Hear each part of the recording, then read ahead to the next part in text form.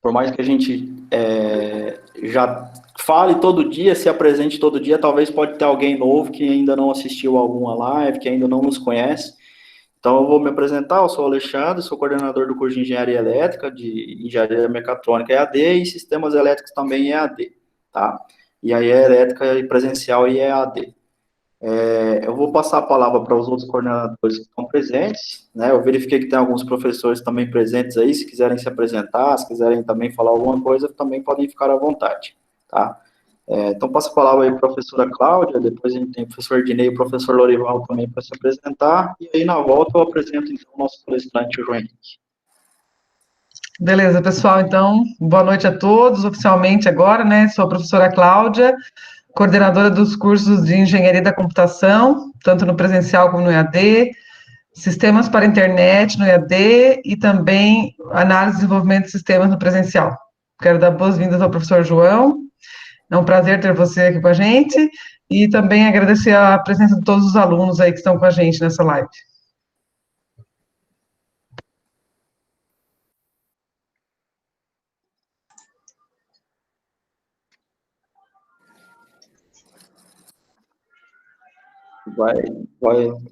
Olá, Ednei. Lorival. Olá, eu aqui, Lorival, vamos lá. Oi, pessoal, tudo bom? Boa noite. Prazer aqui novamente estar com vocês, né? Nesses 3 dias, nessa semana aí de lives sobre da engenharia. E hoje acredito ser um tema excelente com o professor João aí lá de Minas. Então, é um prazer recebê-lo aqui, professor. E também é um prazer receber aqui os alunos que estão junto conosco. Eu sou coordenador do curso de Engenharia Civil, tanto no presencial quanto na modalidade EAD, tá? Então, espero que essa live nossa aqui seja muito proveitosa. Parabéns para você, viu, Alexandre, que tá fazendo tudo isso aí, tanto também a professora Cláudia, quanto o professor aí, o Ednei, tá? Parabéns a todos vocês aí. E ao professor também, o convidado, muito obrigado por ter participado disso aí, viu? Obrigado, agradeço. Obrigado, professor Lorival. Bom, minha vez agora, né, Alexandre? Então, boa noite a todos. Eu sou o professor Ednei Furquim, coordeno hoje o curso de Engenharia de Produção presencial, Engenharia Mecânica, EAD e presencial. E junto com o professor Alexandre Coelho, a professora Cláudia Reidman, o professor Lorival, preparamos essa semana aí com excelentes convidados. Agradeço ao professor João Henrique, né, ter aceitado o convite aí também, para falar de um tema que é extremamente importante para todas as engenharias e para essa moçada nova que vem aí, que em breve se tornará nossos colegas de profissão aí. Professor João, seja muito bem-vindo e obrigado por ter aceitado o convite aí do professor Alexandre, e obrigado a todos que estão presentes aí, que eu tenho plena certeza que o tema vai ser de grande valia. Seja muito bem-vindo, professor João. Muito obrigado, agradeço bastante. O João Henrique é um conhecido de longa data, né, de vida aí, de história de vida, né, somos parentes próximos, na verdade, né, mas não é esse o motivo dele estar aqui com a gente hoje, né, o motivo é extremamente pelo lado profissional dele, por carreira dele que ele construiu, né, esse é o motivo do convite, e por hoje ele ser uma pessoa que trabalha, né, nessa área que a gente vai apresentar, com acesso a dados bastante recentes sobre o tema, então esse é o motivo do convite. O professor João Henrique, ele hoje é professor da Universidade Federal de Uberlândia, mas sempre trabalhou na parte de telecom, né, sempre trabalhou ali na Algar Telecom, ele é técnico em telecom lá em Santa Rita, lá no Inatel, tá? Formado em ciência da computação. Se eu estiver errado, depois você me corrige, João, porque eu estava com o seu Lattes aberto na outra máquina. Fez mestrado na Universidade Federal de Uberlândia, e fez doutorado na Universidade de São Paulo, né, na USP, no campus de São Paulo, estava presente na defesa dele, né, até o tema de internet do futuro, né. Ontem batemos um papo aqui, fizemos alguns testes, e aí ele acabou me confessando que faz 3 semanas que ele terminou o pós-doutorado na USP também, no campus de Ribeirão Preto, lá na FEA, na Faculdade de Economia e Administração, tá? Então, esse aí tem trabalhado bastante com esses temas, já pude participar de algumas bancas de TCC, banca não, né, como convidado de TCC dele, né, com temas bem legais, lá na Universidade Federal de Uberlândia. Então, a gente vai manter aquele padrão que a gente tem feito, de manter os microfones desligados, as perguntas podem ser feitas diretas aqui no chat, tá? A câmera fica a critério de vocês podem manter ligadas ou desligadas, mas aí é sempre bom que a gente lembre que se o vídeo estiver ruim para vocês, a qualidade não estiver boa, a gente sugere que vocês desliguem, que aí pode dar uma pesada na internet de cada um de vocês aí, tá? Diferente de ontem, hoje a gente tem ali o formulário para inscrição para receber o certificado para contar como horas, tá? Então, esse formulário está disponível aqui no chat, a professora Cláudia já colocou, o professor Dinei também colocou ali, então fica à disposição ali para quem quiser emissão de certificado, tá? Então, eu passo a palavra para o nosso convidado, o professor João Henrique, e aí eu sei que ele deu uma apertada na apresentação, que ele costuma fazer uma apresentação um pouco maior, e aí a gente fica ali com uns 45 minutos, 50, até 1 hora ali para você poder passar para a gente aí todo esse conhecimento, João. Ok, obrigado, Alexandre, agradeço. Obrigado aos professores, a todos os presentes. E a ideia aqui é falar um pouco sobre o impacto da tecnologia no futuro da humanidade, e eu vou estar aqui comentando aqui, falando algumas coisas, e além da Federal de Uberlândia, eu trabalho numa instituição de inovação, é um centro de inovação, é um ICT, um Instituto de Ciência e Tecnologia focado em inovação. E lá a gente também trabalha e estuda muito esse tema. Queria fazer um convite aqui primeiro, para todo mundo imaginar o que mudou na sua área nos últimos 20 anos, tá? O que mudou? Só para ter uma ideia, smartphone, quando a Apple lançou, tem 13 anos, mais ou menos, 2007, e a gente começou a chegar no Brasil aos poucos, em larga escala. O meu primeiro smartphone mesmo eu tive em 2000, tem 10 anos. 2000 não, 2001. E era um smartphone bem ruim, se não dava nem para considerar que era um smartphone. Então, imagine na sua área. Internet no Brasil, para ter uma ideia, a DSL, que era a internet de 1 mega, começou no ano 2000. Eu falo porque teve beta-testes no Brasil, eu fui um dos 20 beta-testes quando começou a internet saindo do discado. E, pessoal, o Alexandre aqui parece novinho, tá? Mas em 2007 ele ajudou a gente a testar e implantar as primeiras conexões de internet no Brasil. Era em linha de escada, e era pool de modems. Então, a gente conseguia conectar na época até 14.400 bits por segundo, 28.800. Isso em residência, né? Empresas já tinham começado a ter. Então, o Alexandre foi aí, na adolescência dele, um beta-tester de internet aí, eu lembro muito bem dessa época, Alexandre. Até o usuário, né, Rodrigoba.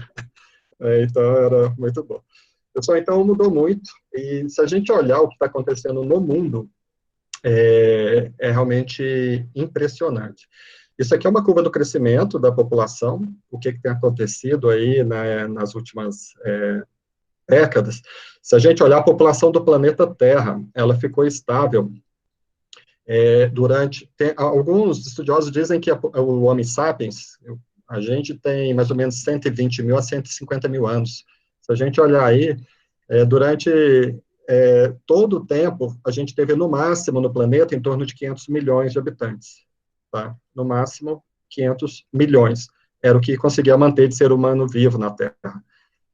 Mas olha o que começou a acontecer ali nos últimos anos. É mais ou menos de 1800 e pouco para cá. A gente chegou a 1 bi, chegou em 2 bi, chegou em 3 bi, 4 bi, 5 bi, 6 bi, 7 bi, subindo. Já dá para ver, assim, para, diríamos, bons, assim, da área de exatas, já dá para ver que tem um padrão diferente acontecendo. E a ideia aqui é entender um pouquinho desse padrão. O que está acontecendo quando a gente olha? A gente vê que em cada continente está tendo crescimento populacional. Tirando a Europa ali, que está um pouco estável, 2%, mas olha só, América do Sul, 22% de crescimento, de 2000 para cá, a América do Norte 20%, a África cresceu 56% a população.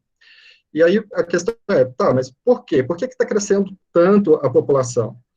Então, questão óbvia, porque está nascendo mais, as pessoas estão tendo melhores condições, e aí está nascendo mais pessoas, e principalmente na África, né, quando a gente olha aqui, 56%, então lá está nascendo também bastante pessoas, e aí por isso aumenta o crescimento da população.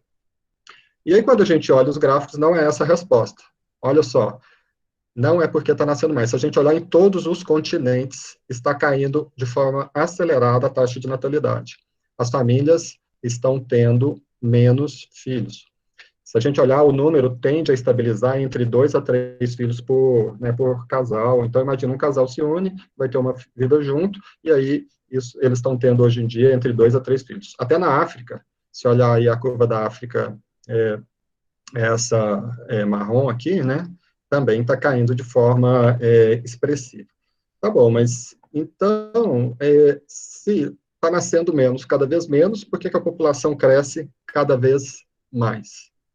Então, vamos aqui para outra hipótese, a expectativa de vida. E aí realmente essa a resposta, porque se a gente olha em todos os continentes, a expectativa de vida está crescendo. Se a gente olha do ano de 70 para cá, em todas as regiões da Terra, a expectativa de vida cresce. Então, olha que interessante, a população no planeta está crescendo não é porque nasce mais, é porque morre menos. E isso é algo realmente importante. Se a gente olha esse mapa por continente, por país, olha só que interessante. A gente tem ali Japão, Canadá, alguns países da Europa, com a expectativa de vida já acima de 85 anos. O Brasil está com a expectativa de vida em torno de 75 anos. A média do planeta está em 72 anos, expectativa de vida. Para a gente ter uma ideia, na época do Império Romano, que era a civilização romana, que era a mais evoluída civilização da época, a expectativa de vida lá era em torno de 30 e poucos anos. Agora, a expectativa de vida tem uma tendência também de continuar crescendo, continuar subindo. Então, nesse gráfico, à esquerda, a expectativa de vida, uma tendência de continuar subindo, e à direita, o gráfico da taxa de natalidade, tem uma expectativa de continuar descendo, fazendo essa estabilização entre 2 a 3 filhos por família. Então, olha só, a expectativa de vida, se a gente olhar nós, e como nós vamos viver mais alguns anos, então a gente tem a possibilidade ali de viver uma quantidade maior, entre 80 e 90 anos, em média. No Japão já tem regiões lá, eu participando de um congresso de tecnologia na área de saúde, eu participei de bastante apresentações e de informações lá, algumas regiões no Japão que já são consideradas região dos centenários. A média ainda não é centenária, mas eles destacam dentro do Japão que já tem expectativa de vida alta. Então, o que está acontecendo, o que está gerando, então, aumentar a expectativa de vida e, consequentemente, aumentar a população na Terra? É a tecnologia, os desenvolvimentos tecnológicos. Isso que está acontecendo e cada vez isso vai estar mais acelerado, mais crescente. Então, eu queria aqui, de início, já dizer o meu obrigado aos profissionais da área de tecnologia, aos alunos que estão estudando na área de tecnologia para se tornarem profissionais nessa área, porque vocês estão ajudando a ter a melhor era para a humanidade na Terra, para o Homo sapiens. Em nenhum momento na história do Homo sapiens foi tão boa, assim, foi tão bom para o ser humano quanto está sendo agora. E o resultado a gente vê pelo crescimento da população. Temos ainda muitos problemas, temos uma quantidade gigante de coisas a resolver, a melhorar, mas comparado às outras eras, para o ser humano, essa era está muito boa. O que é importante? Quando algo sai do padrão, tem duas tendências. Ou uma, gera um cataclisma, a gente entra em colapso, acontece alguma catástrofe, ou uma segunda, se estabiliza num patamar diferente, em um patamar realmente de outra forma superior. A tendência mostra que a gente vai estabilizar em um patamar superior. Por quê?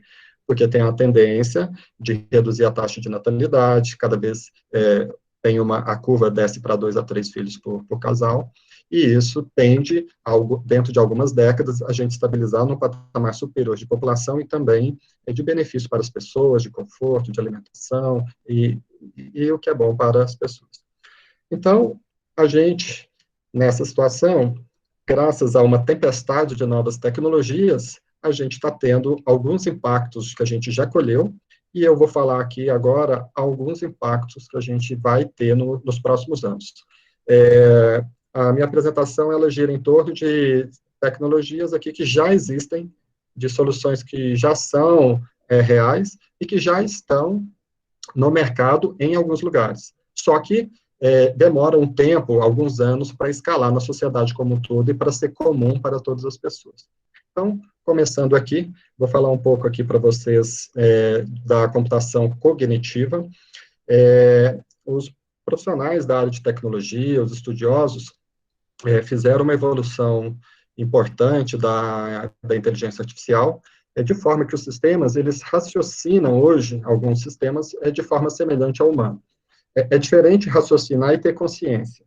Então, quando a gente entra na discussão de consciência, isso é complexo, porque aí fala, mas as máquinas não têm a consciência do ser humano. Realmente não tem, a gente não está discutindo consciência. Não estamos falando disso. O que a gente está discutindo é raciocinar. Então, a computação cognitiva permite a gente o quê? Carregar um conteúdo, um conjunto de informações nas máquinas, no sistema computacional, e ele vai raciocinar como sendo próximo ao ser humano. Então, imagina você pegar todo o conhecimento da área de engenharia, da área de nutrição, por exemplo, da área de direito, da área de medicina, e você colocar isso em um sistema. Pega o conhecimento confiável. Então, imagina aquele conhecimento válido. Imagina da área de direito. Pegue os livros, as leis, carregue no sistema, ele faz o upload lá bem rápido, e aí o quê? Ele começa a raciocinar como sendo um profissional da área de direito que domina aquele conhecimento e dá respostas sobre ele. E aí alguns especialistas ficam fazendo os ajustes finos, melhorando uma resposta, melhorando outra. Mas aquele sistema sozinho, ele vai conseguir ser uma ferramenta muito importante para ajudar profissionais da área de direito. Agora, o que é a diferença? Imagina que você tem um processo e o advogado vai demorar horas ou dias para montar a peça de defesa. Você pede para esse sistema faz o mesmo trabalho em segundos e já dá para o advogado ali e fala, olha, está aqui, confere. Então, um trabalho que ele ia demorar horas, dias, ele vai demorar um tempo menor. De repente, dentro de uma hora, ele já tem aquilo pronto. Aí isso entra em discussões, né? Normalmente, por exemplo, quando tem vezes que eu faço essa apresentação para médicos, às vezes gera bastante polêmica, porque eles falam que vão perder os empregos, e essa situação. A situação é diferente, usar ferramentas melhores, como essa, para ajudar a desenvolver e cada vez estar com o benefício para as pessoas de forma melhor. Então, vou passar um exemplo aqui. Quando chegou em 2012, isso tem 8 anos, foi a primeira vez que uma máquina de computação cognitiva se tornou superior ao ser humano em conhecimento aberto. Isso aqui é um programa, o Jeopardy, um programa de perguntas e respostas dos Estados Unidos. É tipo aquele programa do Luciano Huck, aquele programa de Quero Ganhar um Milhão, onde faz pergunta e dá resposta. Só que o que é diferente? Você vai dando um contexto e tem que achar a pergunta. Então, é como se você chega num advogado e dá uma situação, e ele já vai voltar a interpretar ali qual que é a lei que se aplica naquele caso. É semelhante a um médico que você vai lá, você diz o que você tem, e aí, conforme você vai falando, ele chega naquilo, né, que é, por exemplo, a doença ou o causador. E aqui foi um momento lá no Jeopardy, onde colocou uma máquina, essa máquina Watson, que é da IBM, para jogar contra 2 seres humanos. Só que esses 2 seres humanos não foram escolhidos aleatoriamente. Eles são os maiores campeões em toda a história do programa, do Jeopardy, de pergunta e resposta. Para chegar nesse ponto aqui, claro, a IBM, o Watson falhou muitas vezes, mas um dia ele venceu. Então, quando ele venceu, a gente deu um passo importante.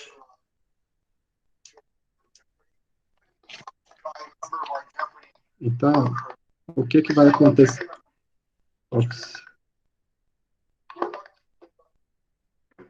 O que vai acontecer aqui? Eles vão começar a disputar o Jeopardy, né? Então, a gente tem... Se pegar aqui embaixo, vou dar uma pausa aqui na resposta do Watson. Quer ver? Aqui embaixo é o Watson fazendo a interpretação. Ele acha 97% de chance que a resposta é Jericho. 42% ele acha que é Jerusalém. Quando ele tem um pouco de dúvida, ele não responde. E aí é interessante, porque aí o programa vai passando, ele começa ganhando, tá vendo aqui, ele está com 1.200 pontos, 2.000, só que aí depois os adversários começam a responder, e aí vai acontecendo uma situação interessante, porque o Watson, ele vai raciocinando, se ele errar, ele perde os pontos, esse é o programa. Então ele vai com cuidado, e quanto ele tem mais chance de acertar, ele responde.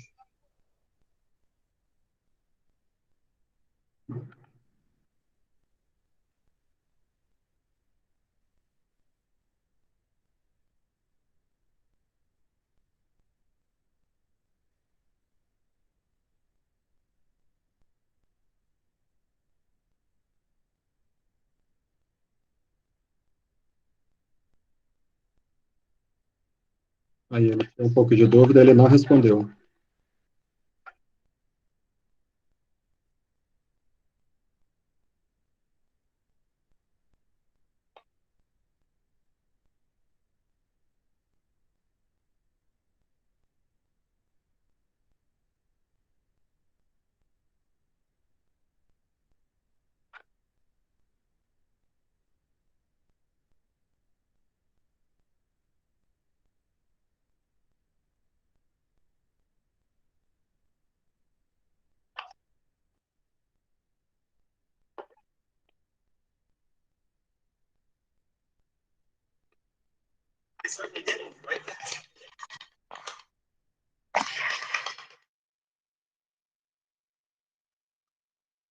Então, o que aconteceu ali?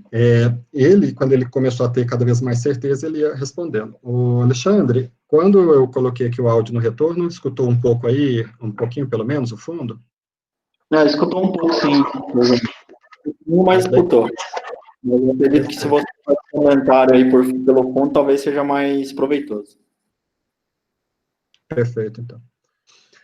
Então, olha só, essas ferramentas, como a computação cognitiva, elas se tornarão cada vez mais um parceiro muito e muito forte para a gente no dia a dia.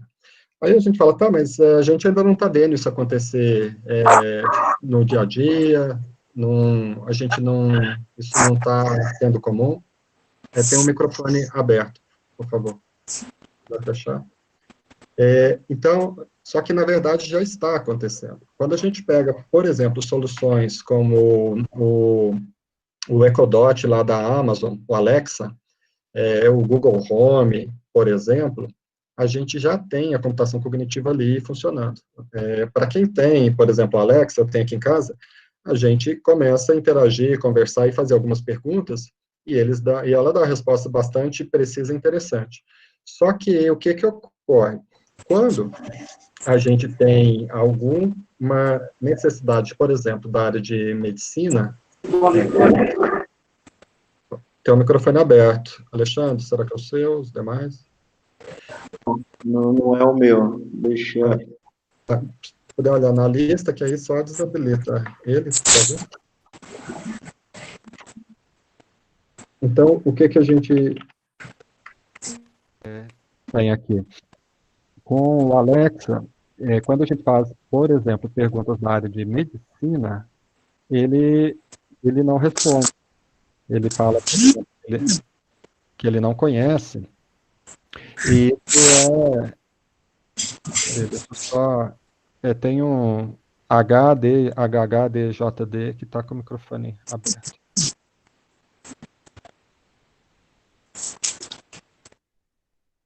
Ótimo, obrigado. E então, o que que ocorre? Eu faço alguns testes aqui do Alex e eu pergunto, Alex, eu estou com dor de cabeça, o que que eu faço? Isso. E aí ela não dá diagnóstico, mas não é porque ela não tem o conhecimento, é porque as legislações, as leis ainda, o Conselho de Medicina ainda não permitem. Com o tempo vão permitir. A gente já viu que no momento atual que a gente está, muitas leis que iam demorar um tempo maior para ser aprovadas, várias delas foram aprovadas num tempo menor. Por exemplo, eu trabalho com algumas soluções de telemedicina e algumas a gente não podia colocar em mercado porque a legislação ainda não permitia.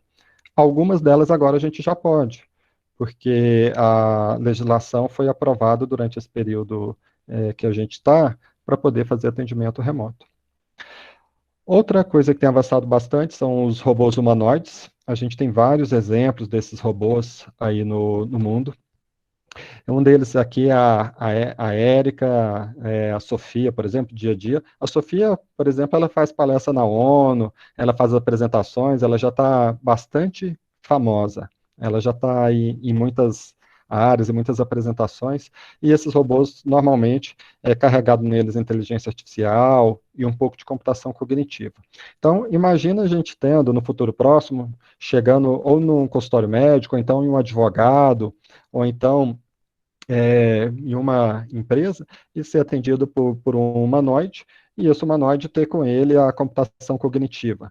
Então, ele como um parceiro ali dessa área, de onde a gente for ser atendido. A gente fala, tá, mas e os empregos, o que que acontece?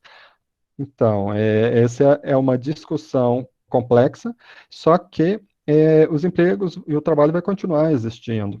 Se a gente olhar, a gente já está numa década, uma década não, né, 2 séculos aí de muitas automações, desde o uso dos combustíveis fósseis, ali com o carvão e o petróleo, revolução industrial, para cá a gente está tendo automação atrás de automação. E cada vez a gente tem maiores possibilidades de emprego para quem está preparado, para quem está nesse movimento. Uma outra assim, tecnologia que tem desenvolvido muito nos últimos anos, esse aqui é o Atlas lá da Boston Dynamics. Até para ter uma ideia, o cachorro deles, eles começaram a vender agora há pouco, tem um mês, começaram a vender, ainda está um pouco caro, está $75.000, mas é um cachorro bastante performático, tá? Parece um cachorro mesmo. Não, assim, não o formato dele, eu digo. Esse aqui, o Atlas, ele tem a capacidade de andar. Isso aqui era ele bem no comecinho dele, quando ele estava aprendendo a andar. Isso aqui foi em 2013. Então, o Atlas estava, imagina ele com inteligência artificial aprendendo a andar como se fosse uma criança, né? Uma criança pequena que está começando seus primeiros passos. Depois, com o tempo, né, ele já começou a se equilibrar, já começou a ter um equilíbrio um pouco melhor. Isso aqui era a versão do Atlas em 2013.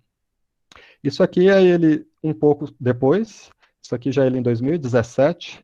Ele já estava fazendo movimentos mais complexos, ele já conseguia, por exemplo, dar saltos, fazer movimentos um pouco melhores. Isso aqui, 4 anos depois dos primeiros passos dele. Então, para ter uma ideia, ele já conseguia dar saltos mortais, ele já conseguia fazer movimentos dessa natureza. Nem tudo era perfeito, eles foram para uma apresentação, e na hora da apresentação no palco, ao vivo em cores, ele caiu no palco, ele não estava fazendo cambalhota, ele estava só andando e pisou em falso e caiu. Mas isso naquela época, isso aqui já há alguns anos atrás. Isso aqui é ele em 2018, aí um ano depois, ele já estava conseguindo fazer parkour, e, e aí era um exemplo dele aqui, correndo.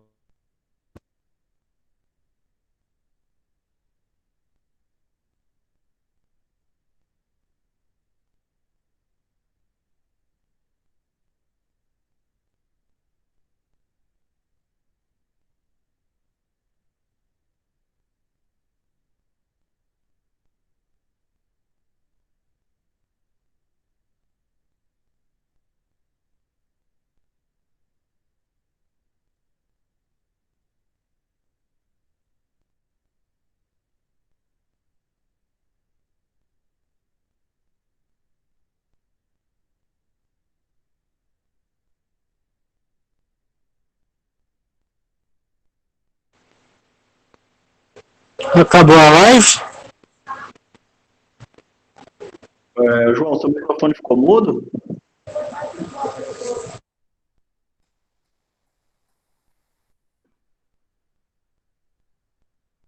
João Henrique, seu microfone está mudo, eu não sei se foi...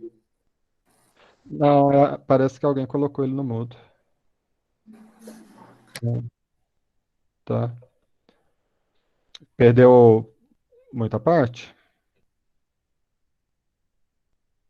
Ok. Quando você começou a falar do parkour ali para frente, a gente perdeu você ali. Tá bom. Não, perfeito. Então, imagina esse robô, o Atlas, e ele fazendo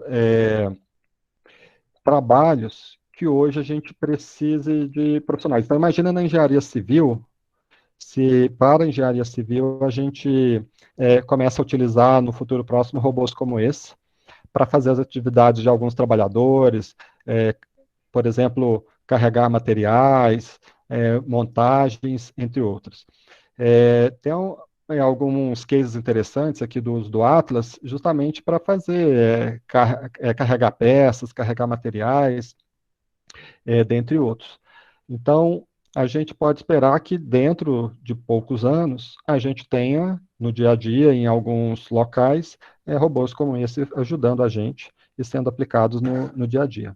Agora, o interessante imagina se a gente tem aqui, além do Atlas e da Érica, se a gente possa, né, por exemplo, utilizar a Érica, imagina humanoides, com a força do Atlas e mais computação cognitiva. Se a gente faz isso, imagina as possibilidades. Imagina isso aqui sendo usado tanto desde a área de segurança, como áreas que a gente precisa de algum raciocínio intelectual, algo assim.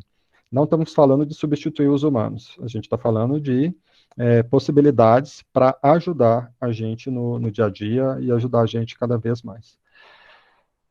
Outra linha que tem avançado muito, que aí os engenheiros, junto com os profissionais da área de tecnologia, têm desenvolvido muito, são os dispositivos muito pequenos. Eu vou trazer aqui um exemplo aqui de um dispositivo. Pessoal, o que vocês acham que é esse dispositivo? Coloca aí no chat, né, para o que vocês acham que o que esse dispositivo faz, tá? É um chip de comando, legal, Marcos aí, a Carliane, né, Carliano chip de identificação aí, o Martins colocou, nanochip, o Arthur, bateria, ó, interessante, a Érica, cérebro do robô, None, legal, boas possibilidades. Pessoal, isso aqui é uma câmera, isso aqui é a menor câmera, né, o menor sensor de imagem que está no Guinness em outubro do ano passado, tá? Ele tem o tamanho de um grão de areia. Se a gente olhar aqui, o tamanho dele olha só, é 0,5, 0,5, 0,2. Aí você fala, tá, mas esse aqui é maior do que um grão de areia. Eu vou falar sim, porque nesse caso aqui, ele está junto com ele, acoplado um dispositivo de comunicação sem fio. É a câmera acoplado a um dispositivo de comunicação sem fio que transmite imagens até 4 metros de distância. E aí a gente fala, então, perfeito, já deu para ver que tem grandes possibilidades. Imagina um pernilongo voando, um mini drone, do tamanho de um pernilongo voando com essa câmera e fazendo imagens dentro da nossa casa, certo? Para espionagem. Imagina, assim, as grandes possibilidades que isso traz para a gente, tanto boas quanto não boas, porque o bom ou o ruim depende do uso. E o consumo dele é super pequeno, olha só 25 miliwatts. Então, é pequeno, baixíssimo consumo. E uma das áreas que ele vai ser empregado, que ele vai ser utilizado, olha só, é na área de medicina, para catéteres e endoscópios. Isso aqui pode ajudar a gente a substituir os atuais equipamentos que a gente tem hoje e fazer equipamentos bem melhores e descartáveis podem ser mais baratos e realmente de melhor uso, porque hoje, por exemplo, a endoscopia ela é muito complicada de fazer, o formato dela. Agora, o que é legal? É legal quando a gente ainda conecta isso aqui, vai ser conectado em breve com essa outra pesquisa. Isso aqui são equipamentos que são ligados ao aparelho Wi-Fi. Aí a gente fala, tá, mas ligar alguma coisa no Wi-Fi é comum. Meu celular é ligado no Wi-Fi, a minha televisão, outras coisas. Tá, mas isso aqui não é ligar o aparelho para acessar a internet. Isso aqui é pelo Wi-Fi, consegue extrair energia elétrica, né, energia, para a energia alimentar aparelhos. E essa energia aqui consegue gerar até 40 microwatts. Então, por exemplo, consegue alimentar aquela câmera, que aquela câmera consome só 25. Esse aqui é 40 mil e lá é 25 miliwatts. E aí, olha só as possibilidades. Isso aqui vai permitir a gente construir, por exemplo, pílulas que podem ser engolidas pelos pacientes, coletar e transmitir com precisão dados de saúde. A gente pode engolir uma pílula que tenha câmeras, como aquela do slide anterior, e a alimentação disso aqui vai via o sinal do Wi-Fi. Não precisa a gente colocar a bateria junto para a pessoa engolir a bateria, porque a bateria ela é um problema porque ela é tóxica, e se ela abrir pode danificar, pode ser prejudicial à saúde. Então, com isso aqui, imagina a endoscopia, colonoscopia no futuro, coisas assim. A gente passa ali no supermercado ou na farmácia, nas lojas americanas, na Havan, compra ali 3 pílulas, 4, 5 dessa, engole e pronto. Ela está monitorando e transmitindo a informação para o celular. E também, ao mesmo tempo, transmitindo para o médico. E o médico acompanha, se precisar, aí aciona a pessoa, né, quem está usando. Isso aqui, pessoal, é outra linha de tecnologia que aí associa também com os microsensores, só que aí com dispositivos, às vezes, um pouco maiores. Essa daqui é para a gente ver imagens dentro do corpo. Normalmente, até hoje, a gente tem imagens como essa daqui. Olha só, eu vou passar o vídeo aqui só um pouquinho para ver até onde que a gente já está conseguindo hoje fazer imagens e escanear dentro do corpo. Isso aqui era no passado, né? Vou pegar aqui.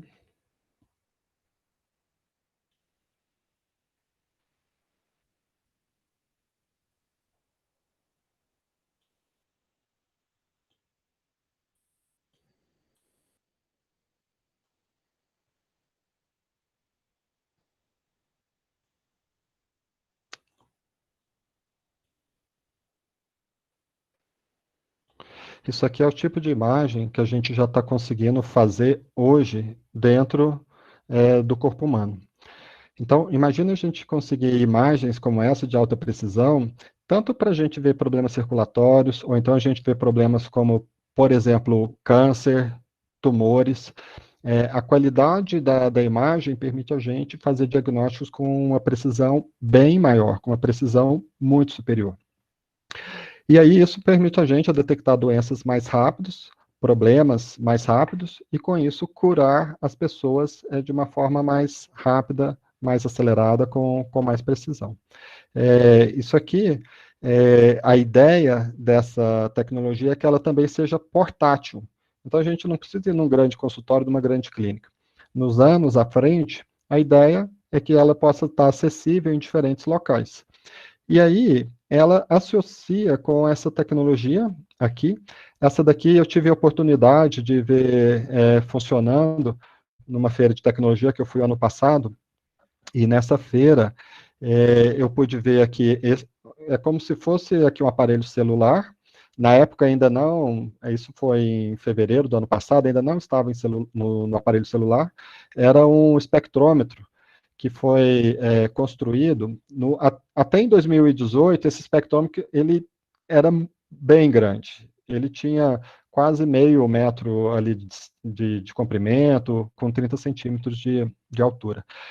Em 2019, no início do ano passado, eles já estavam com esse dispositivo quase do tamanho de uma câmera de celular. O que ele faz?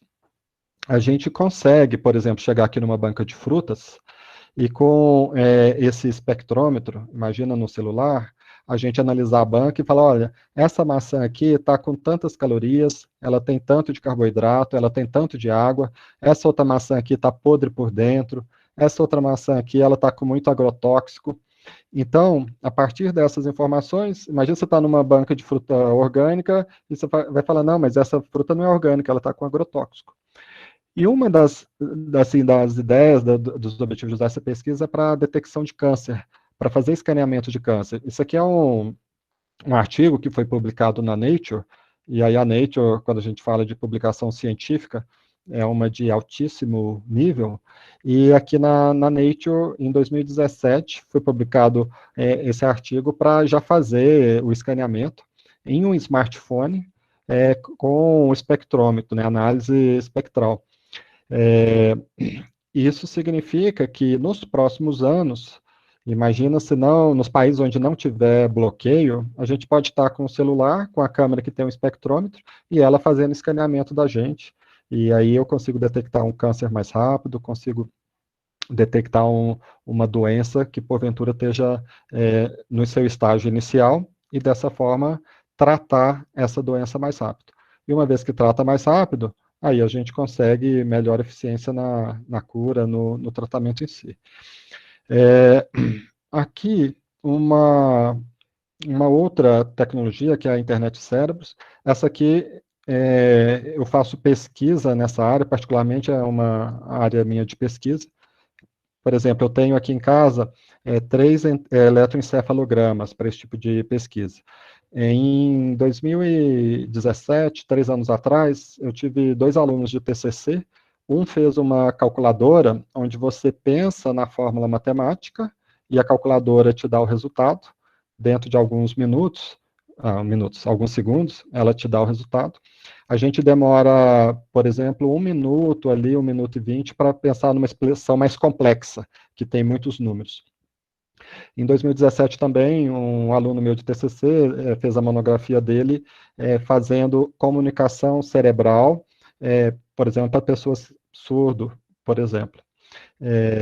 Ou no caso, para mudo também. E aí o que era? Ele captava as ondas cerebrais, ele captou as ondas cerebrais, no caso da pessoa ser só muda, por exemplo, faz uma conversão para texto-speech e transmite via Bluetooth para um áudio para outra pessoa. Então, é o princípio da telepatia sendo possibilitado através da tecnologia. Esses sensores que eu uso aqui, eles são 14 sensores não intrusivos. Não intrusivos significa o quê? Que eles ficam em contato com o cérebro, mas eu falo externamente. No caso, quando tem pesquisa da área de medicina, junto com engenharia, aí eles conseguem fazer intrusivo, que aí é abrir o crânio ali, e aí coloca o sensor em contato direto com o cérebro, e não só na cabeça. Então, eu uso 14 sensores não intrusivos, e já dá para fazer coisas legais, né? Um aluno do TCC meu, um outro defendeu TCC fazendo um xadrez que você pensa e as peças movimentam no teclado virtual. E um outro aí, aluno de PET, fez análise de sentimentos. Consegue identificar o que as pessoas estão sentindo através da análise das ondas cerebrais que elas emitem. Agora, as pesquisas no mundo, quando se faz intrusivo, já estão no estágio bem avançado.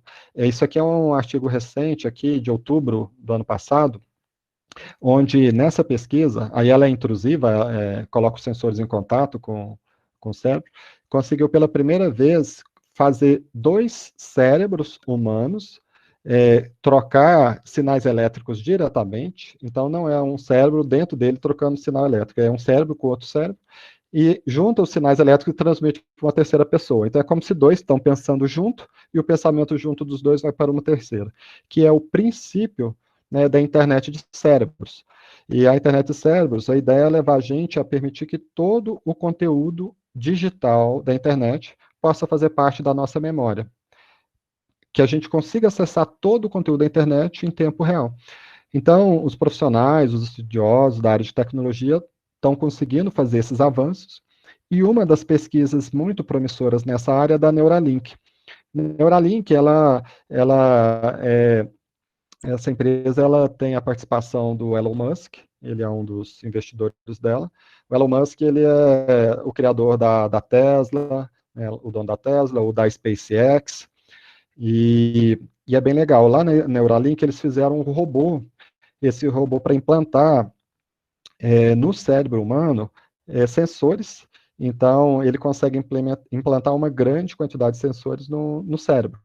Esse aqui é o robô que eles construíram, e aqui tem um vídeo curto que mostra um pouquinho aqui dos bastidores da construção desse robô aqui da Neuralink. Só para ter uma ideia aqui, eu parei nesse ponto para mostrar a quantidade de canais que ele usa. Então, a pesquisa que eu faço, eu uso 14 sensores não intrusivos. Aqui, eles estão usando cerca de 3.000 sensores intrusivos no cérebro humano. Então, imagina a quantidade aqui de informações que pode ser coletada, que pode ser utilizada. Imagina, assim, as possibilidades disso. Se a gente olhar aqui nesse artigo, aqui a gente tem essa informação, que a Neuralink, lá do Elon Musk, ele está tentando 3.000 sensores, e a DARPA está tentando fazer a mesma coisa com 1 milhão de células nervosas conectadas simultaneamente. A DARPA é quem criou a internet, né, criou a ARPANET virou a internet ali no mundo, nos Estados Unidos, nos militares e universidades americanas, final da década de 80, ali mais ou menos. Tinha algumas coisas que foram na década de 70. E hoje em dia eles estão tentando fazer essa conexão cerebral e aí permitir a gente a ter a mente nossa conectada na internet em alta velocidade. E aí, caminhando aqui para o fim, algumas informações finais aqui para fechar, a gente tem também grandes avanços atualmente na computação quântica. Se perguntar para mim assim, o que seria uma área legal para especializar na área de tecnologia, na área de engenharia? A computação cognitiva é interessante e a computação quântica também. Por quê? Porque a computação quântica chegou à era dela. Até uns 10 anos atrás, na área de tecnologia, na área de engenharia, alguns achavam que era esoterismo. Quando não entende alguma coisa, fala que é da quântica. E hoje em dia a gente já sabe que é a realidade. Os computadores quânticos já estão aí, já são reais. Se a gente pega na Singularity University, né, que é uma área lá da NASA, que foi separado para ser uma universidade disruptiva, isso aqui é uma previsão que foi feita entre ali 2013 e 2015, que era um countdown para um momento de grande singularidade. Lá, naquele momento, alguns anos atrás, tinha a previsão que a humanidade ia atingir a supremacia quântica em 2018. Tá? Supremacia quântica é quando um computador quântico ele é muito, muito superior ao maior computador clássico que a humanidade já conseguiu construir. O maior, um dos maiores, pelo menos até o final do ano passado, o maior, mais poderoso computador clássico era o Summit, da IBM. Clássico, quando a gente fala, é esse computador que a gente usa no dia a dia.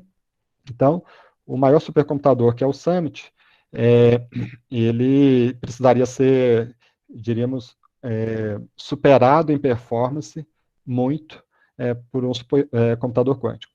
O que é a má notícia? Que em 2018 a gente não atingiu a supremacia quântica. Se a gente atinge, nessa previsão, em 2034, alguns problemas complexos, por exemplo, como o câncer, é resolvido na humanidade. Então, essa é a previsão, dados os avanços que a gente está tendo. Por que a computação quântica ajuda a resolver o câncer? Porque ela processa biologia molecular bem melhor do que a tradicional, e ela já tem trazido resultados muito importantes, inclusive para a cura do câncer. Então, a ideia é eliminar o câncer até 2034. Só que em 2018 a gente não atingiu a supremacia quântica, essa é a má notícia. A boa notícia é que em 2019 a gente atingiu a supremacia quântica. Esse aqui é um supercomputador quântico, dá para ver que ele é bem grande, só que o processador dele mesmo é bem pequeno, tem 1 centímetro e pouco. O restante disso aqui é como se fosse uma super geladeira para levar ele a quase zero absoluto, para ele não ter ruído, porque no nível quântico tem muito ruído. E então teve uma publicação feita pelo Google, pela NASA, pela Caltech. Caltech é uma das melhores universidades do mundo na área de tecnologia. E eles publicaram aqui em outubro do ano passado, o artigo foi aceito em setembro, foi publicado em outubro. Eles publicaram que eles atingiram a supremacia quântica, que eles conseguiram fazer um desenvolvimento onde o computador quântico deles faz um processamento lá em 200 segundos, e o Summit precisa de aproximadamente 10 mil anos para fazer a mesma operação. É uma operação que não tem utilidade prática, porque é de número randômico, mas, por outro lado, mostrou a superioridade quântica nessa operação. Imediatamente a IBM já se posicionou que não era supremacia quântica, que ela ia conseguir otimizar o Summit para fazer a mesma operação entre 2 a 3 dias. 2 a 3 dias contra 200 segundos do computador quântico não é supremacia, porque é possível realizar a operação dentro de um período normal. Mas está aí, já é notável a evolução, e os próximos anos, cada vez mais, a computação quântica vai estar à frente. Só para ter uma ideia da aplicação dela, ela permite a gente detectar câncer mais rápido, desenvolver novas drogas e fazer a disrupção da indústria farmacêutica. Esse daqui é um estudo baseado em soluções, em tecnologias que já estão prontas, que ele aponta que dentro de 10 anos vai ter uma revolução mundial, tanto na área de computação quântica, quanto na disrupção da indústria farmacêutica mundial. Porque a computação quântica, ela vai ser, assim, já é tão poderosa para análise de padrões, de drogas, de medicamentos, que ele vai trazer uma nova era para a química e, em consequente, também ajudar uma nova era para a humanidade. Para ter uma ideia, pessoal, disso, depois vocês pesquisam aí na internet, digita, por exemplo, Google e farmacêutica. Não é que a gente vai pesquisar no Google indústria farmacêutica. A gente vai ver que nos últimos 2, 3 anos, o Google já começou a comprar indústrias farmacêuticas, porque para ele aplicar nela a computação quântica para poder fazer a ruptura mundial na área de produção de drogas, de medicamentos. E aí, olha o poder disso, o Google, que já é um dos que domina o mundo na área de tecnologia, né, uma das grandes empresas, agora ela também vai fazer esse movimento para a área de saúde. E aqui, pessoal, quando a gente usa e junta a computação quântica mais a computação cognitiva, isso aqui do que eu apresentei aqui não está pronto ainda. As outras partes já estão prontas, já estão desenvolvidas, e é uma questão de tempo para escalar bastante na sociedade. Agora, a união da computação quântica mais cognitiva, essa está sendo tentada agora.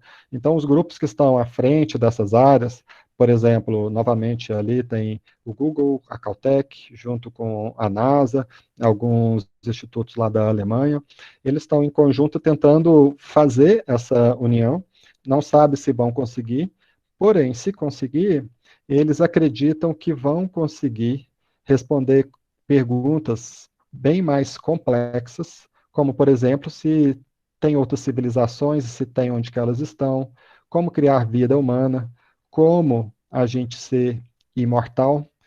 E então, isso aqui esse daqui é um passo ainda de hipótese. Por enquanto, ainda não está feito. Por outro lado, as outras partes, as outras tecnologias aqui que eu mostrei estão. Então, pessoal, imagina a gente pensar, então, agora à frente, o que mudará nos próximos anos. Imagina o que a gente vai ter de mudança, de evoluções, de transformações nos próximos anos.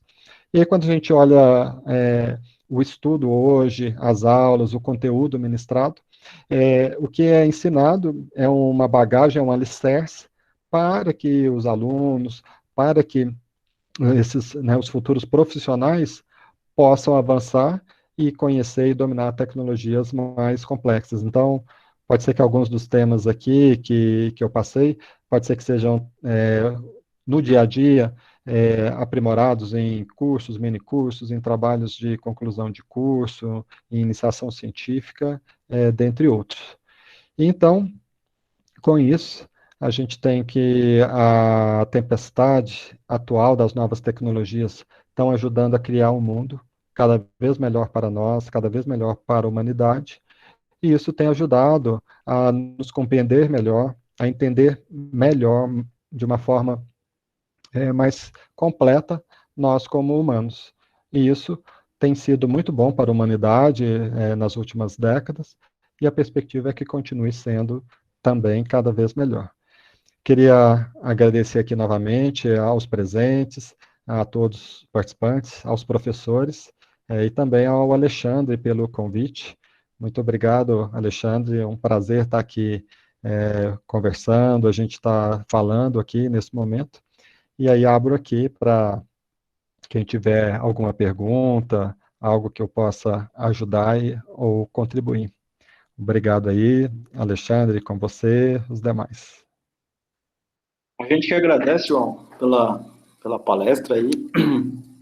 A gente percebe que é um tema, às vezes parece algo que está muito distante, né? Mas a gente já vê um monte de tecnologias ali que já estão em ação, né? Essa questão da computação quântica, talvez não é muita gente que já sabe que isso já está presente, né? E aí no início eu comentei ali, você tem um acesso a uma base de artigos muito nova com relação a esse assunto, né? Então a gente percebe que os exemplos que você deu, muito aplicados na área da medicina, do direito, e aí eu, como se eu fosse estudante de engenharia hoje, eu ia me perguntar, mas peraí, o que a gente vai fazer? E aí eu vejo a apresentação e eu vejo que a base para que tudo isso funcione é a própria engenharia, né? A gente vê muito da engenharia mecânica na parte de materiais, você comentou ali, a gente tem que estar com o zero absoluto, opa, peraí, que material vai suportar isso? A gente tem muita computação, a gente tem muita elétrica, né? A gente tem muita supercondutor, a parte magnética, eu sei que vai estar presente. As aplicações disso lá na engenharia civil também, como o exemplo que você citou, né? Então, e o que a gente espera para os próximos 10 anos? Né? Eu, como estudante aqui agora, o que eu tenho que fazer, né, para o que vai vir pela frente, né? Então, isso é muito interessante, eu acho que ficam os questionamentos, né, ficam para que a gente pense o que a gente precisa fazer melhor para atuações próximas aí, né? Exato, Alexandre. E olha só, quem está construindo isso aqui são os profissionais da área de tecnologia, né? Então, por isso, na abertura eu fiz o agradecimento e também faço agora e sempre, porque são os profissionais, os estudiosos, os alunos, os profissionais atuais e os futuros que estão fazendo isso. E olha só, por exemplo, o professor Lorival perguntou quanto à questão de holografia, como é que está? Lorival, professor, é uma pena que assim, o horário nosso foi esse, porque se fosse no tamanho padrão, eu mostraria, ano passado, em um outro evento que eu fui, eu participei da primeira holografia em 5G ao vivo da Europa. E aí foi, assim, muito legal, assim, eu poderia ter colocado aqui com o tempo na apresentação, porque a gente olhava, é praticamente imperceptível a diferença, mas a gente conseguia reconhecer qual que era a holografia, tinha duas pessoas no palco, uma era real, outra era holografia. A gente conseguia perceber porque a holografia não tinha sombra ainda. Olha só que interessante. Eu vou mandar depois até, Alexandre, para você esse vídeo que eu fiz lá, um vídeo que eu fiz lá enquanto eu estava nessa apresentação, aí depois você distribui aí para o Lorival, o professor Lorival, os demais. Mas olha só, a holografia, ela está, diríamos, isso era em junho do ano passado, então para palco, para apresentação, como a superprodução, é possível. Por exemplo, eu fiz até um orçamento de trazer para o Brasil essa holografia para uma apresentação aqui, mas o preço na época ficava em 70 mil euros para um fim de semana, assim, para ter uma ideia, que tinha que montar uma mega estrutura por trás ali no palco, então aí não viabilizou, mas então tá assim, por exemplo, em novembro do ano passado, para fazer uma holografia no Brasil, em palco, 70 mil euros. Mas é um palco com fundo escuro, com uma estrutura que faz uma camada de vidro, assim, para fazer a projeção, mas, assim, fica muito perfeito, muito, assim, bem interessante mesmo. E aí, Alexandre, aqui, só comentar aqui do Igor, que o Igor tinha falado da área espacial, aqui no chat. Realmente, assim, a área espacial está desenvolvendo muito rápido. Só para entender, a questão é, por que a área espacial, por que a gente voltou à corrida espacial? Por que isso está acontecendo? O que é legal? Mais ou menos 2013, a NASA conseguiu implementar um negócio chamado propulsão a íon. A teoria é muito antiga, mas antes não tinha conseguido implementar. Aí, Igor, quando implementou a propulsão a íon, tá, isso tem o quê? Acho que uns 8 anos, 7 anos que fez o teste que deu certo. Aqui na Terra se faz, não dá nada, porque a aceleração é muito pequena. Mas eles fizeram isso, e no espaço, como a gravidade é zero, ela dá uma aceleração constante. Resumo, tem 4 vídeos curtos lá da NASA que mostram. Quando a propulsão aí foi implementada, ele passou a viabilizar tanto viagem no espaço profundo quanto viagem espacial com menor custo. A SpaceX veio, fez também um lançamento que aproveita o modo de lançamento, ele volta para a Terra, ficou mais barato ainda a viagem espacial. Aí viabilizou agora o quê? Explorar outros planetas, por exemplo, explorar minérios. Então agora começa a valer a pena para bilionários, para ir para outros planetas, explorar minérios, e aí trazer, porque agora dá payback, dá retorno financeiro. E aí, por isso, reaqueceu a viagem espacial. Então tá a Amazon lá com Jeff Bezos indo para o espaço, tá o Elon Musk ali com a SpaceX, outras empresas indo para o espaço, a NASA voltou na corrida, outros países, e aí está acontecendo o que está acontecendo aí, né? Então, bem legal. Alexandre? Tá, João, a gente vai ficar aberto a perguntas aqui por algum tempo, tá? Quem quiser, talvez, abrir o microfone agora para fazer pergunta, pode ficar à vontade, e aí a gente tem o chat aqui que vocês podem utilizar também. O Nir Furlaneta, ele pergunta aqui se computação cognitiva seria o mesmo de rede neural, por estatística e probabilidade, um sistema de machine learning, se seria, assim, mais ou menos a mesma coisa, pela pergunta dele. Uhum. Perfeito. Sim, a resposta sim, tem conexão sim, porque é um dos campos da área de analítica, de inteligência artificial, de processamento de dados e tentar dar inteligência para os dados. Então, essas áreas estão conectadas e correlacionadas, então tem a ver sim com estatística, com probabilidade. Por exemplo, ali no exemplo do Watson, ele tentava ver estatisticamente a probabilidade da resposta dele estar certa ou estar errada. E quando ele não tinha certeza, ele não respondia porque ele ia perder ponto. Ele ia perder o dinheiro ali, os pontos que ele tinha ganhado. Então, tem a ver muito com probabilidade, com estatística, com sistema de machine learning, tudo isso num conjunto computacional para tentar aproximar da cognição humana. Tá? Alexandre, só complementar a resposta para o Igor, da viagem espacial ali também, é legal dar uma olhada no Warp Drive. Eu acompanhava os artigos da NASA, dessas coisas de Warp Drive, parei de acompanhar por quê? Porque a NASA tirou todos eles do ar. Ela tirou todos e colocou uma referência falando assim, olha, isso aqui é muita especulação, isso aqui ainda não tem possibilidade de acontecer não, então está tendo muita especulação. Só que tinha antes artigos da NASA falando do Warp Drive. O que é o Warp Drive? Ele consegue fazer uma dobra no espaço-tempo e fazer um deslocamento no espaço. Então, consegue ir daqui na outra galáxia em 2 semanas. Então, imagina a gente ir daqui no Japão em 1 minuto. Estamos falando disso. Só que, imagina, a própria NASA tirou e falou, não, isso aqui está muito longe. Então, ou realmente está longe, está muito distante de acontecer, ou é porque alguém começou a acertar a mão nesse negócio, e se faz dobra espaço-tempo, se desloca no tempo, no espaço, então também pode ser possível deslocar no tempo, talvez. Então, a área espacial tem essas coisas acontecendo para o futuro próximo. João, a gente tem aqui o Manuel também, pergunta se havendo um enorme volume de informações concentradas nas mãos de grandes empresas que desenvolvem essas tecnologias, quais são os riscos delas serem utilizadas de forma inadequada? O risco é altíssimo, já são utilizadas de forma inadequada. Para ter uma ideia, a gente tem a última eleição dos Estados Unidos, foi utilizada de forma inadequada e alguns dizem que comprovadamente elegeu um presidente no lugar de outro.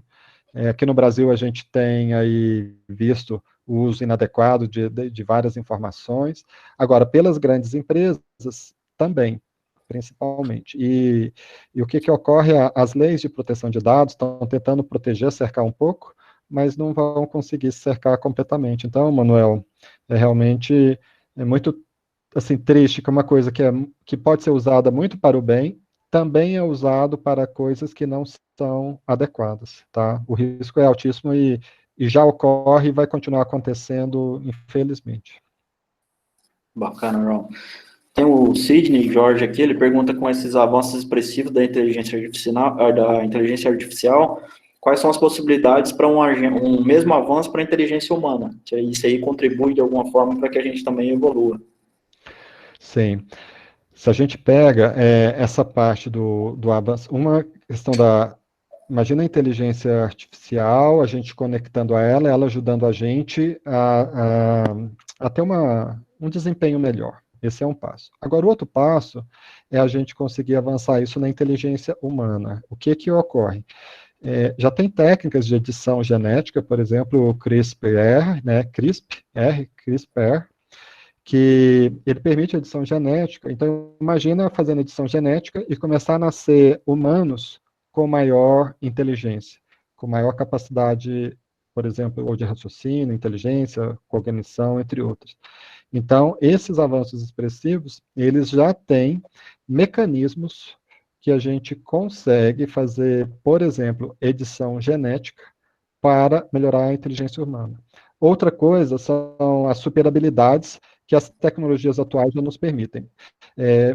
Por exemplo, ali no Atlas, eu cortei ali um pedaço, porque imagina a gente vestindo o Atlas como um exoesqueleto, eu conseguindo ter aquela força, e ao mesmo tempo, com a computação cérebro-máquina, o BCI, Brain Computer Interface, eu conseguindo acessar as informações disponíveis na internet, os dados com alta velocidade. Imagina uma superabilidade de força junto com inteligência.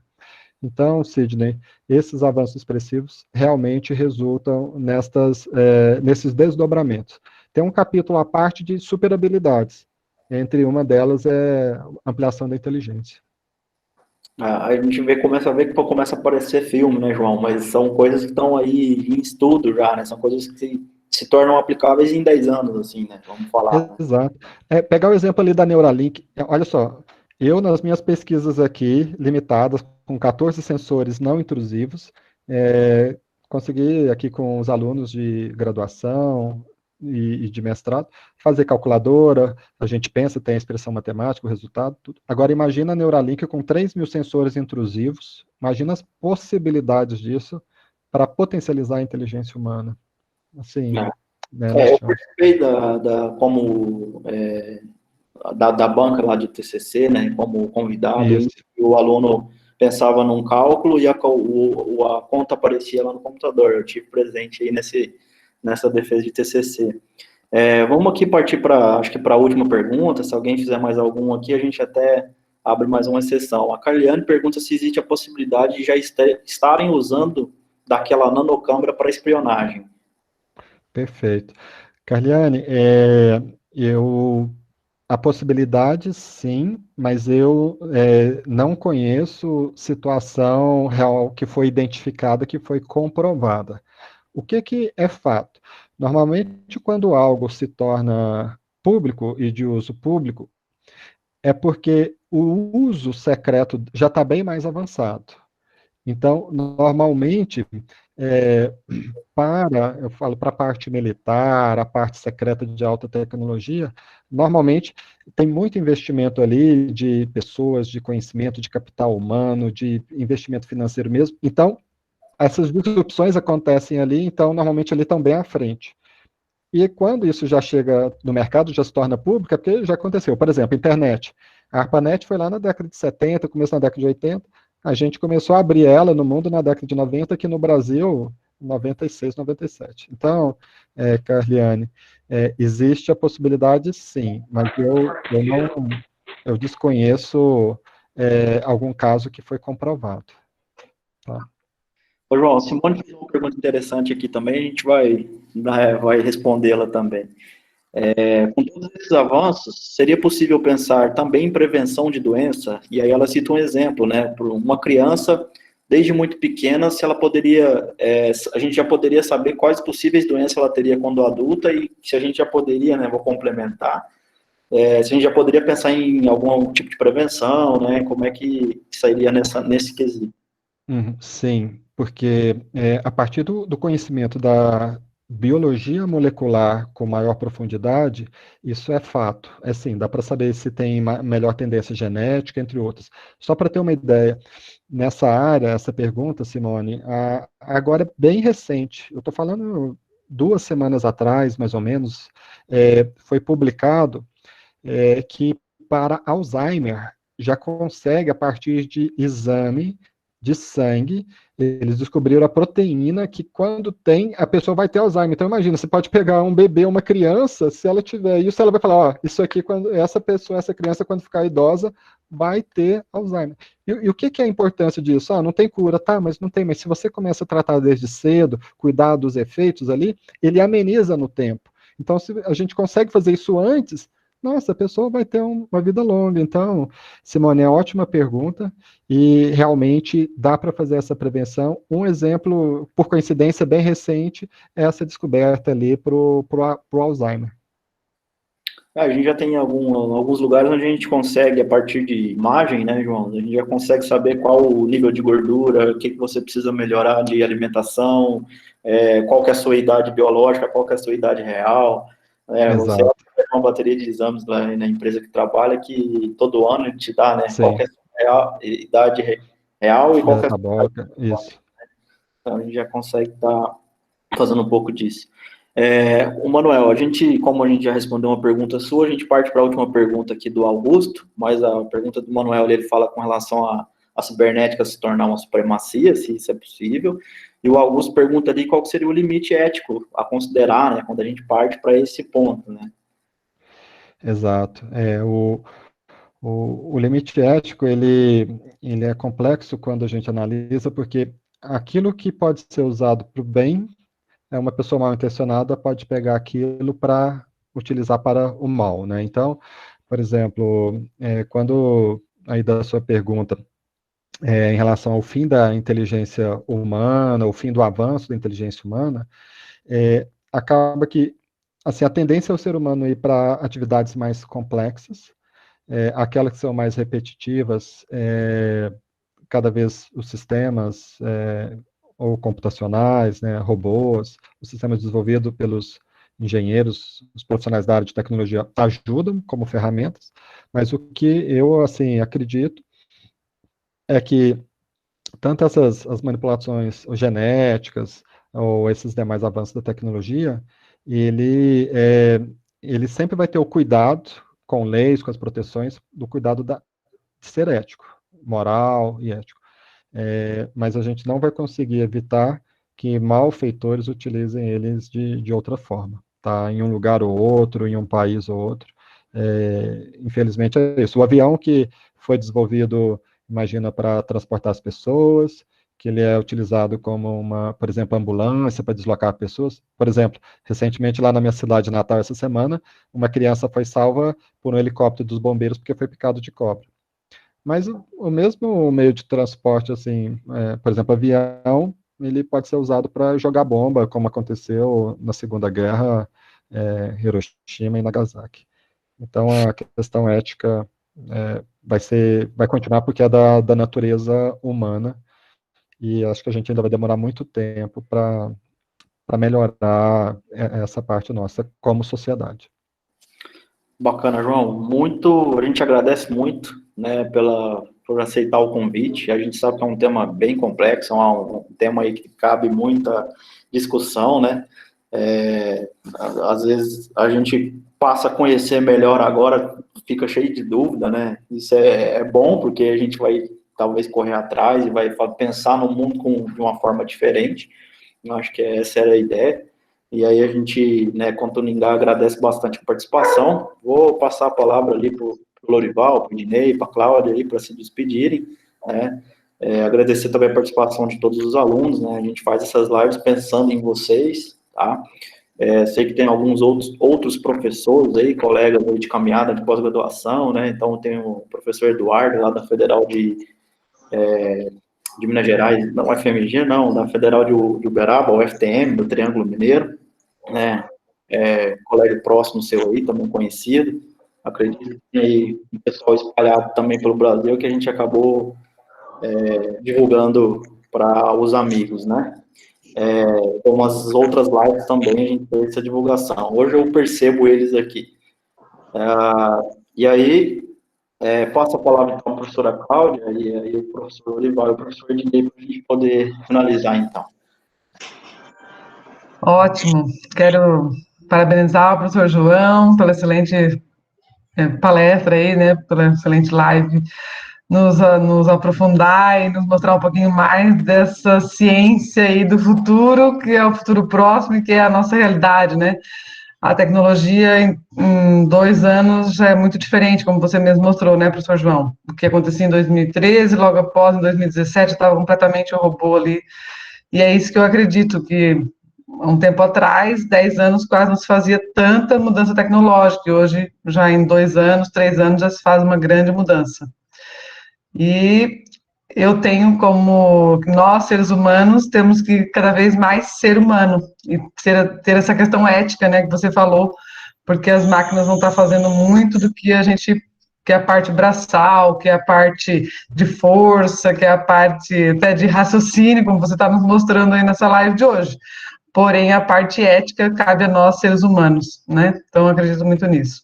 Quero agradecer, em nome da Uningá, em nome de todo o curso de Engenharia da Computação, pela sua palestra e por ter nos apreciado essa noite com esses assuntos aí tão interessantes, que a gente começa a perceber um pouquinho que a gente está vivendo já um pouquinho daquela série Black Mirror lá, do Netflix, não sei se vocês já viram, né? Exato. E a gente começa a ver um pouquinho que nós já estamos dentro dela, eu acho, que não é mais só ficção. Obrigada e uma boa noite. Obrigado, professora Cláudia. Exatamente, a gente está no Black Mirror ali dentro disso, vivendo isso nesse momento e nos próximos anos cada vez mais. Professor, muito boa, gostei. O tempo passou rápido quando o tema é bom.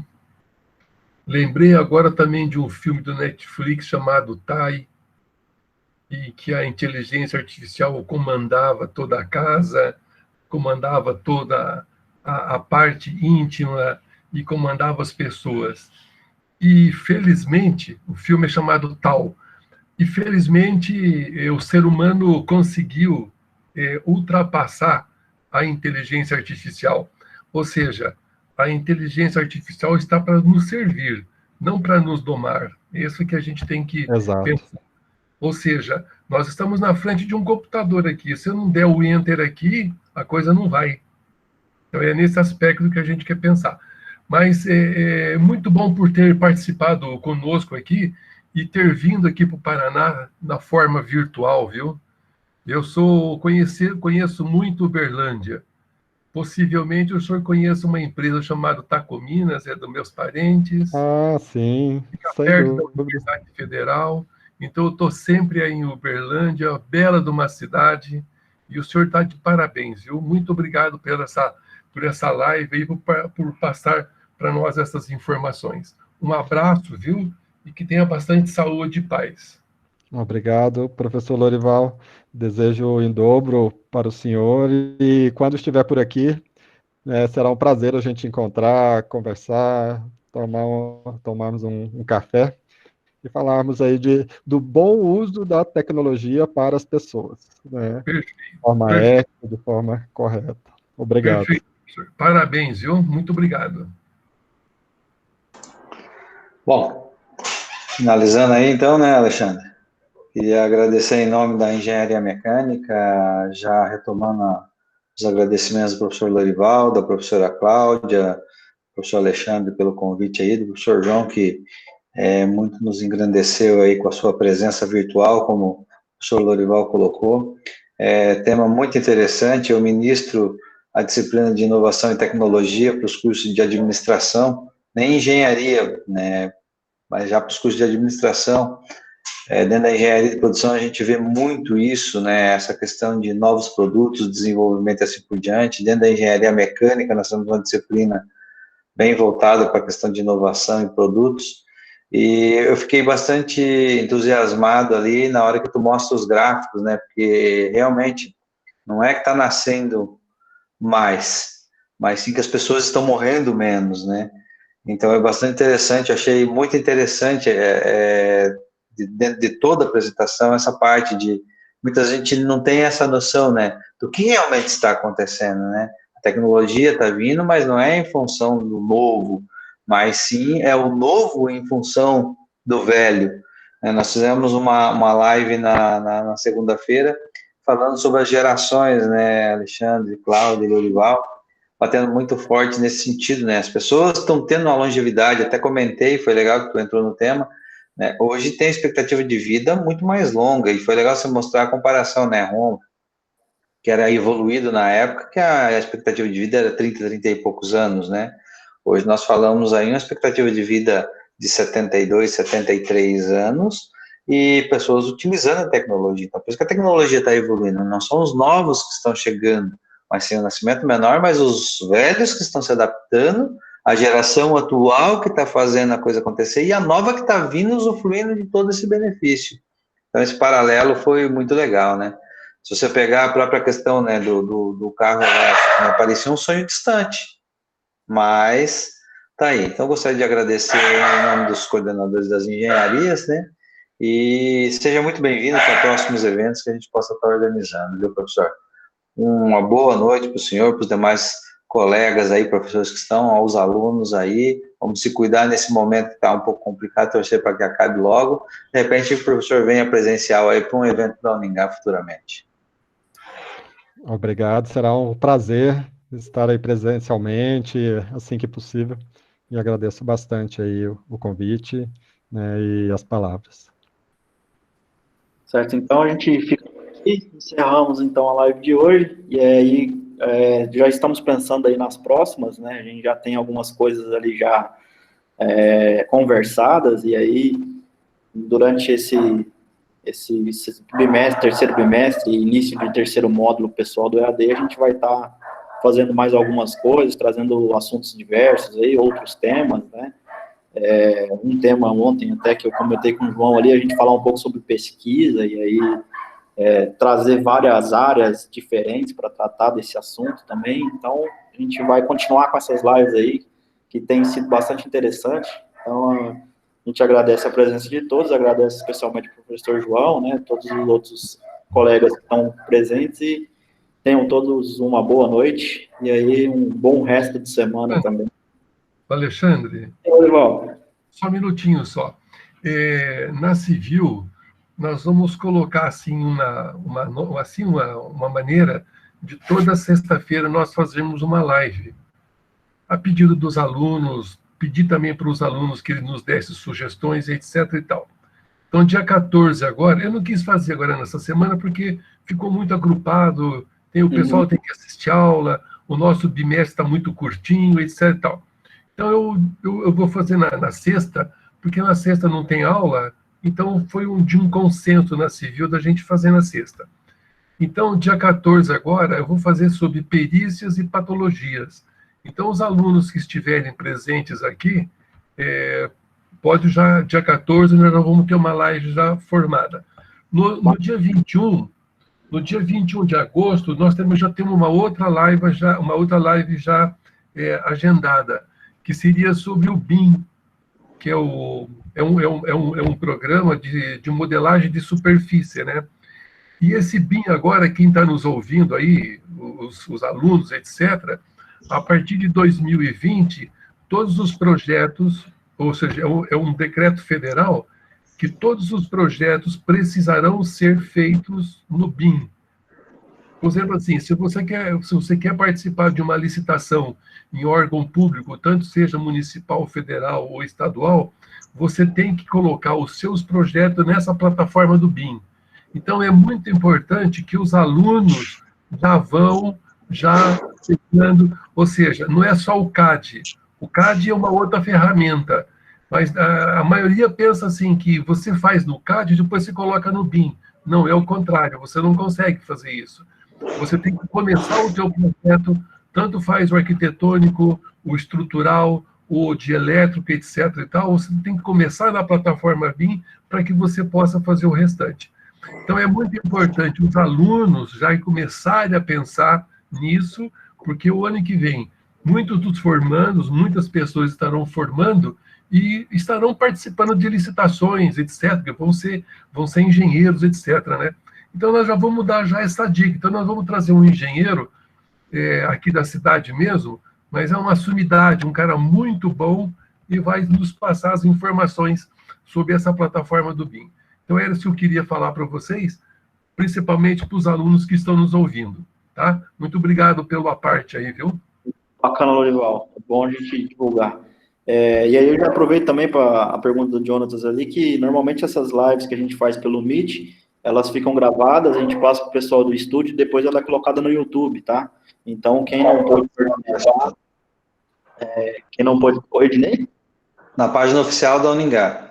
Isso, no canal oficial da Uningá, no YouTube, e aí é colocado lá, então a gente passa isso aqui para o pessoal lá do estúdio depois, eles vão tratar, né, fazer algumas edições que couber, e aí a gente coloca lá no canal oficial.